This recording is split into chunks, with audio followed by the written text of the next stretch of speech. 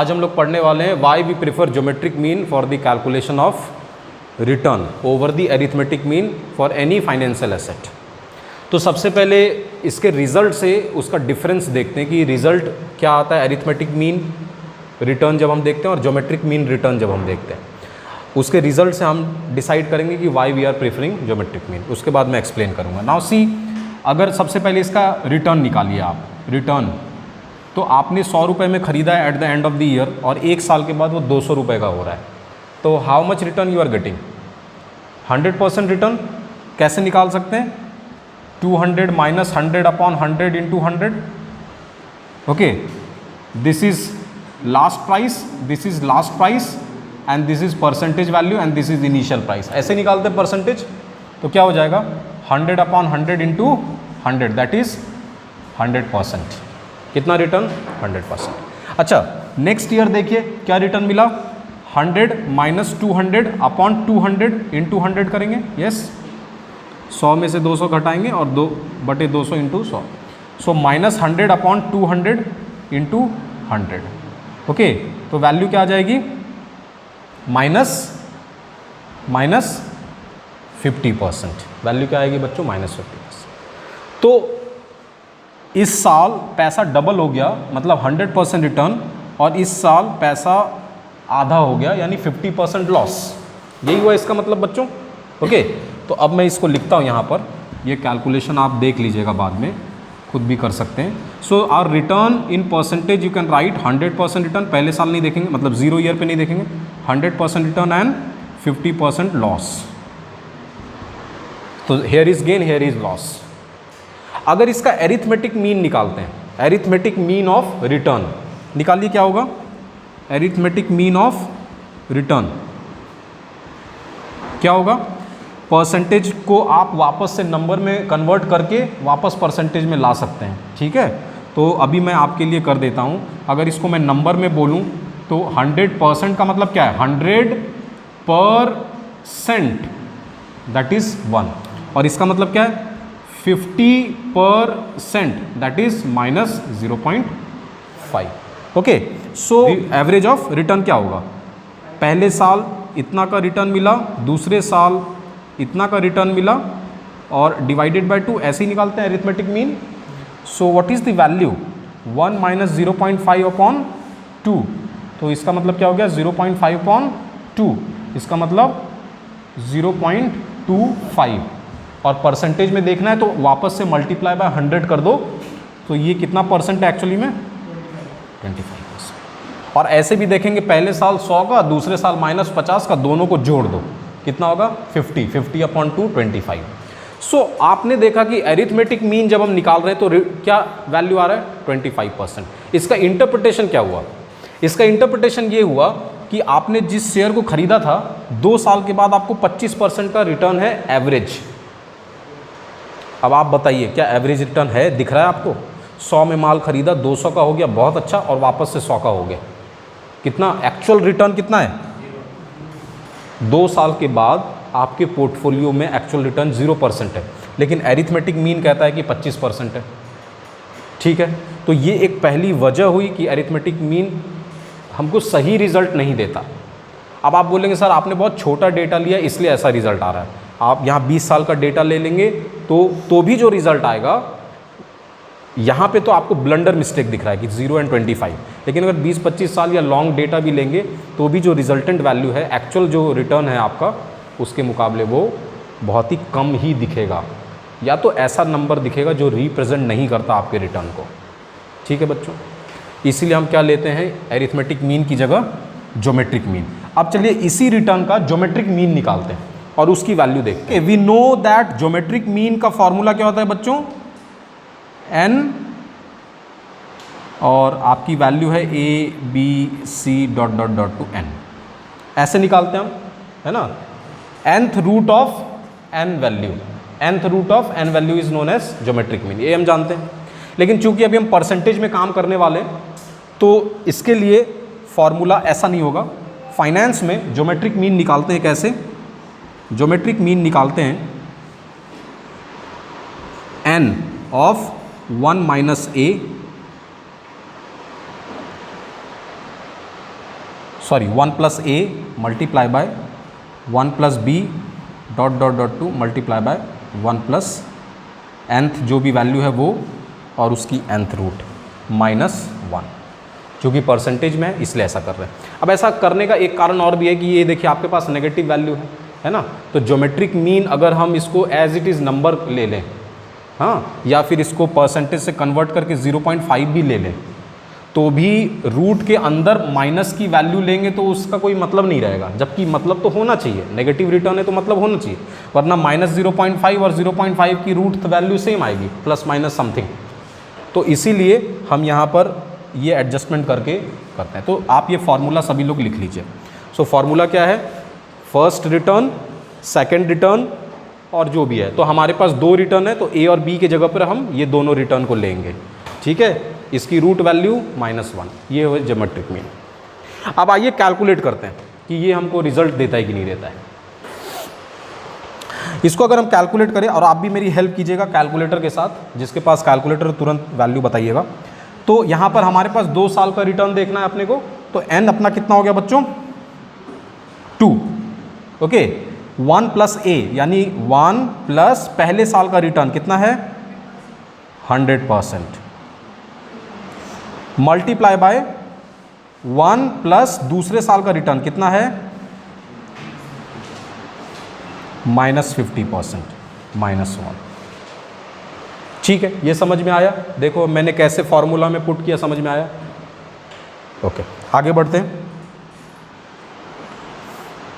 सो 1 plus 100%, इसको solve कैसे कर सकते हैं, आप देख लीजिए यहाँ पे 1 प्लस 100%, ऐसे लिख सकते हैं 100/100। तो इसको सॉल्व करेंगे आप तो क्या होगा 100 plus 100 that is 200/100 that is 2, okay. So this value is actually 2, multiply by, इसको क्या करेंगे 1 माइनस 50/100, यही होगा इसका मतलब, प्लस माइनस माइनस 50%, 50/100 इधर -1। तो यहाँ पे ये 100 इधर गया, 100 minus 50, 50/100 that is 0.5। So this value is what 2 multiply by 0.5 -1, okay. So what is the value 2 into 0.5 क्या होगा 1 -1, तो 1 का रूट कितना होगा, 1 का रूट होगा 1, so 1 minus 1 is 0. Now see the return value.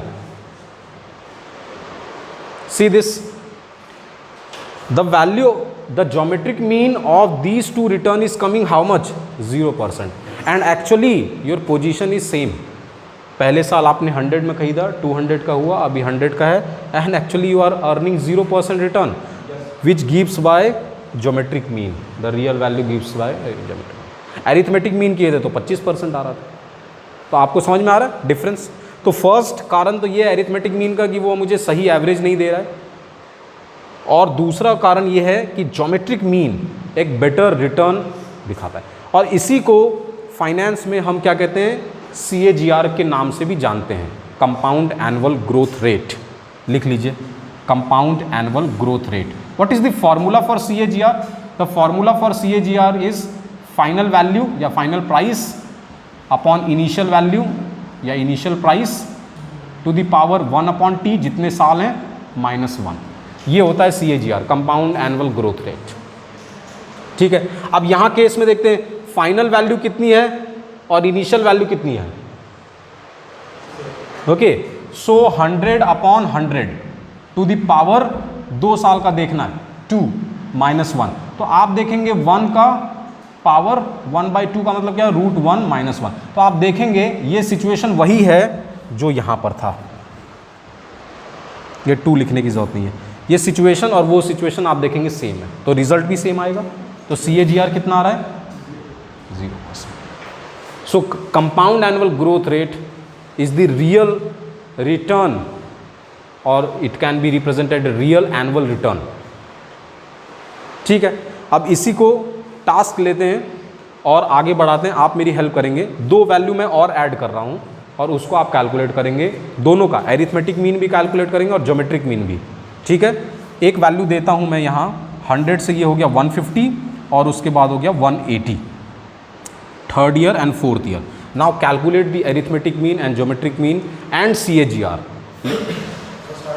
Okay, तो अभी मैंने आपको ये दो और वैल्यू दिए हैं, 100 के बाद 150 and 180, and again we will check this with the same procedure कि अरिथमेटिक मीन एनुअल रिटर्न का क्या आ रहा है और ज्योमेट्रिक मीन एनुअल रिटर्न का क्या आ रहा है। ठीक है, तो चलिए 100 से जब 150 हुआ तो what is the return, 50% return आया, और जब 150 से 180 हुआ तो कितना, 20% रिटर्न आया। रिटर्न कैसे कैलकुलेट करते हैं आपने सीख लिया है।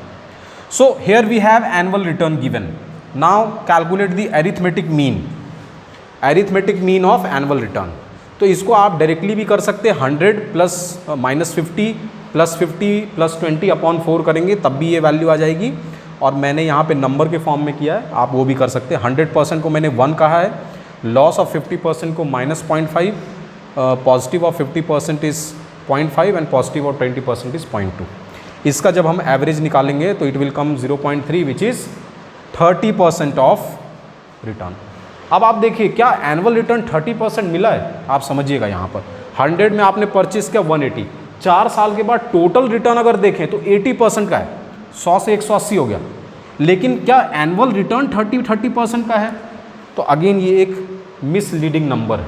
अगर 30% का एनुअल रिटर्न होता तो ये 180 नहीं, 180 से कहीं ज़्यादा होता, ठीक है, 300 तक होता। Now see come to the geometric mean.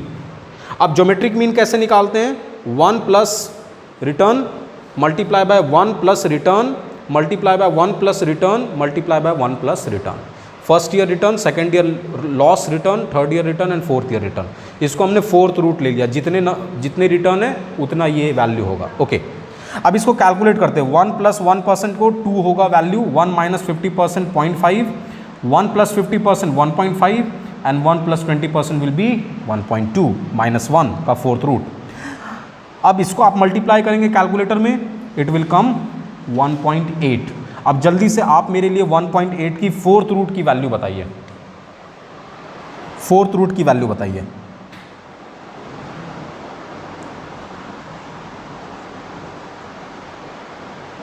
मेरे हिसाब से 1.15829। Okay, so the value is this -1। क्या होगा इसका वैल्यू, 0.15829। अगर परसेंटेज में बात करूं तो हो गया 15.282%। 15.82% इज द एनुअल रिटर्न। और ये आपको लॉजिकल लगेगा 15% के रिटर्न के हिसाब से। वैसे भी देखते हैं 15% का रिटर्न आया तो 115, 15% का और रिटर्न आया तो इट विल समवेयर 140, 15% का और रिटर्न आया तो it will somewhere 14 + 7 21, that is nearly 161। 15% का और रिटर्न आया it will nearly 180, lump sum approx 180। तो ज्योमेट्रिक मीन एक सही वैल्यू दे रहा है फाइनल से यहाँ तक पहुँचने, इनिशियल वैल्यू से फाइनल वैल्यू की तरफ। अब इसी तरीके से अगर हम CAGR निकालें तो okay, so the final value upon initial value 180/100 का फोर्थ रूट -1, ये फॉर्मूला लिखा। इसकी वैल्यू आएगी 1.8 to the power 1/4 -1। The value is how much, the same 1.15829 -1 and the final value will be 0.15829, that is 15.829% is the return. So CAGR is the right, you can say, the indicator to show the annual return, and CAGR को आप समझ सकते हैं ऐसे भी, geometric mean of the annual return, and the value is same, and it is more accurate as well as more logical to represent the annual return, okay, average annual return. Thank you.